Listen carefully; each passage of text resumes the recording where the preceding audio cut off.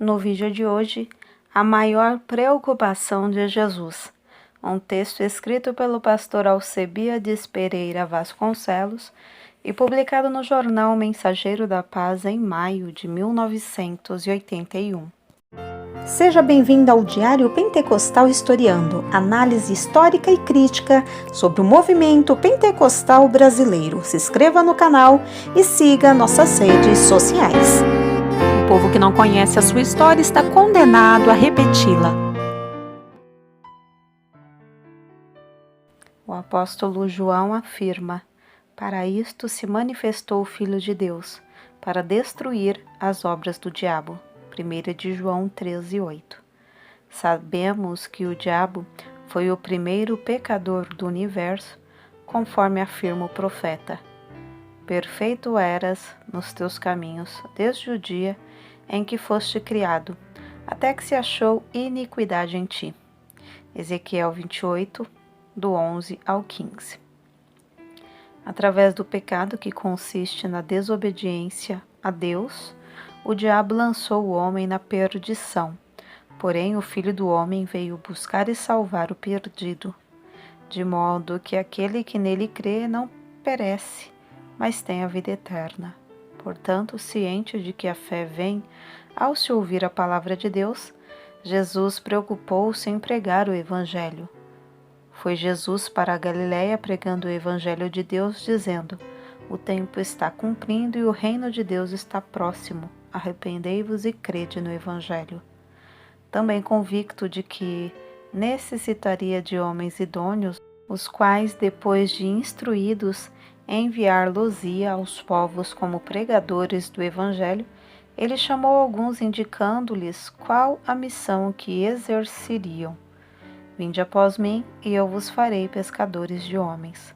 Depois de passar mais de 3 anos instruindo teórica e praticamente os apóstolos que escolhera, depois de morrer e ressuscitar dentre os mortos e antes de regressar para os céus, Jesus encerrou a sua missão na terra, dando aos seus discípulos o último mandamento: ide por todo o mundo, pregai o Evangelho a toda criatura. Sabemos que a igreja odierna se preocupa com muitas atividades que são educação, assistência social, entretenimento juvenil e até com a política partidária e econômico-financeira.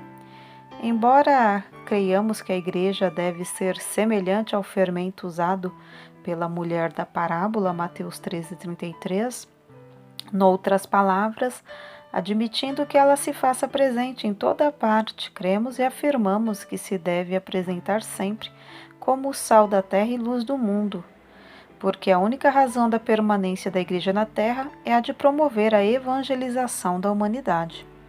Possivelmente, alguns irmãos, lendo a resposta que demos ao repórter deste periódico, na entrevista publicada no número de fevereiro último, confrontam-na com as daqueles que responderam de modo diverso às mesmas perguntas, sem terem o cuidado de lerem concomitantemente as referências bíblicas que citamos como base.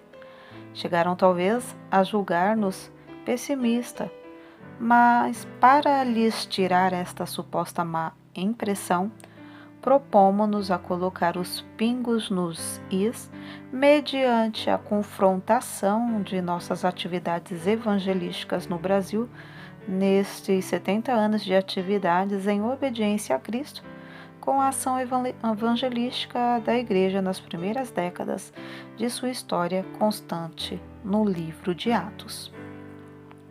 Ao subir aos céus, Jesus deixou mais de 500 testemunhas desse fato, segundo o testemunho de Paulo, 1 de Coríntios 15:6. Porém, de acordo com um relato de Lucas, narrado em Atos 1, do 12 ao 15, 380 dessas testemunhas não obedeceram ao seu mandamento, pois apenas 120 deles desceram do monte e foram para o cenáculo em Jerusalém, onde esperaram a vinda do Consolador. E foi com estes que o Espírito Santo contou para instalar a primeira igreja cristã no dia de Pentecoste.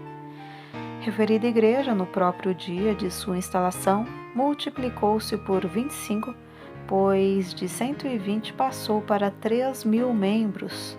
Atos 1 e 15, Atos 2 e 41. Aquela igreja era portadora de características diferentes da que hoje servimos como pastor. Lamentavelmente, somos obrigados a admitir com tristeza o nosso fracasso evangelístico. Nós. Primeiro, ela era uma igreja que tinha o seu rol de membros alterado diariamente. Enquanto isso, acrescentava-lhe o Senhor dia a dia os que iam sendo salvos. Por que não acontece o mesmo na igreja que servimos? O Senhor mudou o seu método e seu plano salvador? Diz Isaías 59:1 que não. Neste caso, quem mudou o seu método evangelístico? Nós, infelizmente nós. Segundo, em razão de seu método evangelístico original, aquela era uma igreja que crescia assustadoramente. Muitos, porém, dos que ouviram a palavra aceitaram, subindo o número de homens a quase 5.000, Atos 4 e 5. Terceiro, aquela era uma igreja poderosa, motivo pelo qual ignorava a existência de polícia, de advogados e de tribunais humanos para a defenderem, quando perseguida, pois levava os seus problemas diretamente a Deus, de um modo tão glorioso que temia o lugar em que estava reunida, e Deus dava-lhe intrepidez para continuar pregando o Evangelho. Atos 4, do 29 ao 31. É este o método que usamos para dirimirmos os problemas que nos surgem. Infelizmente, a nossa fé é diferente daquela da igreja primitiva. Ao invés de confiarmos a Deus a solução de nossos problemas, recorremos aos homens e escandalizamos o mundo com o nosso proceder anticristão. 1 Coríntios 6, do 1 ao 11. Às vezes a nossa vaidade é tanta que nos ensoberbece e não nos permite buscarmos ajuda de outros irmãos e recorremos aos ímpios ao invés de pedirmos auxílios aos santos. Ela era uma igreja incansável em sua missão evangelística diuturna, e todos os dias no templo judaico não cristão e de casa em casa não cessavam de ensinar e pregar Jesus Cristo. Atos 4:42. É este o mesmo método de evangelização que usamos? Nós dirigimos dezenas de cultos diariamente na cidade em que vivemos e pelo menos uma vez já colocamos um folheto em cada casa da mesma cidade? Isto é bastante? A igreja modelo, a de Jerusalém, não cessava todos os dias no templo e de casa em casa. Quão diferente dela somos nós, que nos conformamos em fazer o mínimo enquanto ela fazia o máximo. Quinto, como resultado positivo da sua atividade incessante, a igreja em Jerusalém, após 6 meses de evangelização, foi acusada de haver enchido Jerusalém de sua doutrina. Atos 5:28. Ai de nós, passados os 70 anos de atividade evangelística, não recebemos esta bendita acusação, que o saibamos em qualquer cidade brasileira. Onde trabalhamos, organizamos 46 congregações em 8 anos, enviamos obreiros a 12 municípios do estado, construímos 15 templos de alvenaria e 19 de madeira de lei em Manaus, Amazonas, mais 8 templos no interior do estado. Adquirimos 35 terrenos na cidade e 13 no interior. Fornecemos 9 transportes fluviais e 7 terrestres à evangelização do estado. Tudo isso em apenas 8 anos. Porém, as almas propriamente ditas, quantos milhares ganhamos? Façamos mais 2 comparações com a igreja em Jerusalém. Sexto, nela não se diz haver feito algo daquilo que fizemos no parágrafo anterior. Porém, mais ou menos no ano 25 da sua existência, diz-nos Lucas: bem vês, irmãos, quantas dezenas de milhares há entre os judeus que creram. Atos 21 e 20. Isto não significa apenas um registro de rol de membros, talvez irreal. Isto não significava apenas um registro do rol de membros, talvez irreal. O Espírito Santo não se engana. Havia, portanto, dezenas de milhares de crentes judeus em Jerusalém. Nós fizemos muitas coisas bonitas, com números avantajados, mas o número de almas salvas em 8 anos, comparando-o com a da igreja em Jerusalém, é simplesmente irrisório. 7. Cerca de 30 anos depois, Paulo escreveu a Epístola aos Colossenses, em cujo capítulo 1, versículos do 3 ao 8, do 21 ao 23, ele afirma que o Evangelho já estava sendo pregado em todo o mundo de então. E nós, o que fizemos em 70 anos? Ai do mundo se Jesus viesse hoje e dependesse da nossa ação evangelística.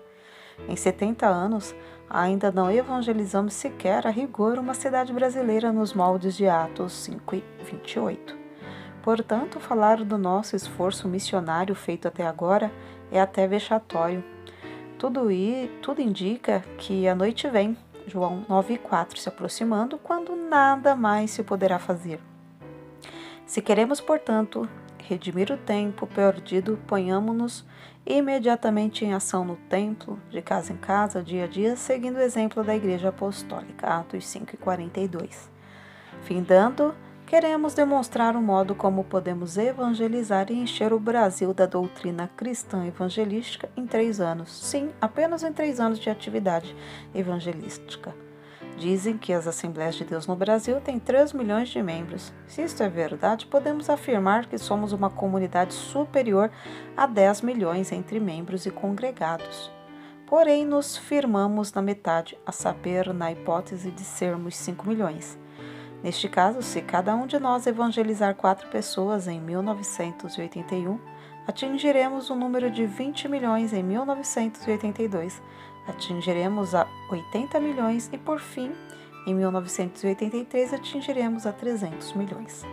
Ora, a população atual do Brasil está em torno dos 120 milhões. Portanto, com o método de evangelização aludido, teremos um saldo de 200 milhões para prevenir o pior e mais galopante crescimento demográfico, praticamente fora de todos os índices universais. Apostos, pois, amém.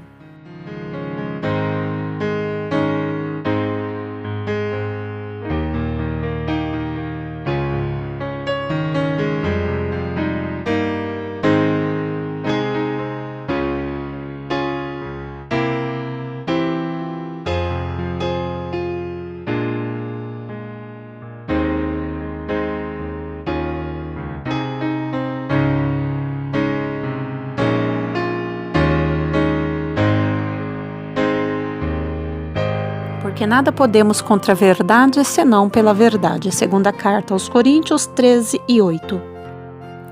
Se você gostou do conteúdo deste vídeo, se inscreva no canal, deixe o seu joinha, compartilhe e ative o sininho para receber do YouTube as notificações dos novos vídeos.